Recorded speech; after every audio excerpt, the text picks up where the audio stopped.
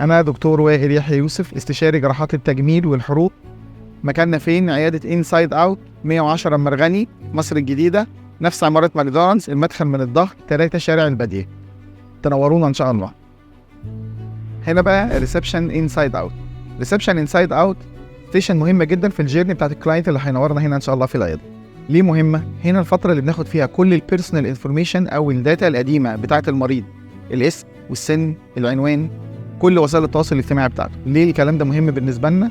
رقم واحد، الريسبشن عندنا حلو وكبير، بس احنا ما بنحبش خالص اي زحمه عندنا، كل حاجه تبقى سكادول. بتسجل الكلام ده كله على السيستم عندنا، نعرف نجيب بيها كل الداتا القديمه اللي موجوده بتاعه المريض، ايه الماتيريال اللي استخدمناها، ايه اللي هيفيدنا في الديسيجن بتاع المريض، نقصر جدا الفتره بتاعه الجيرني بتاعه المريض اللي موجود عندنا. المسؤول عن الكلام ده عندنا هنا في العياده استاذه ايه واستاذه ياسمين. تبدا المرحله الثانيه عندنا استقبال الكلاينت بتاعنا. بنراجع الداتا القديمه اللي اتاخدت موجوده عندنا في الريسبشن.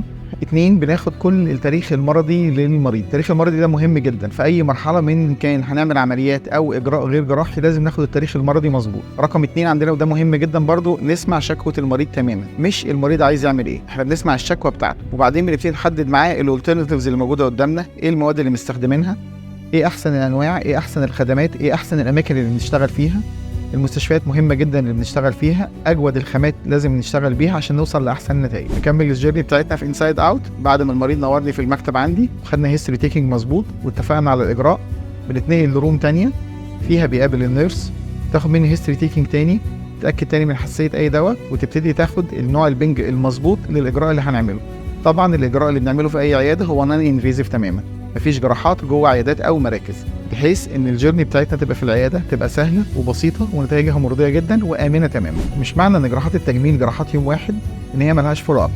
الفولو اب عندنا مقسوم حاجتين، لو اجراء جوه العياده يبقى بس ان المريض بنديله ميعاد بتاعه بعد 3 ايام او 5 ايام او اسبوع، وبينورنا بياخد الفولو اب بتاعه وان شاء الله تبقى الدنيا تمام.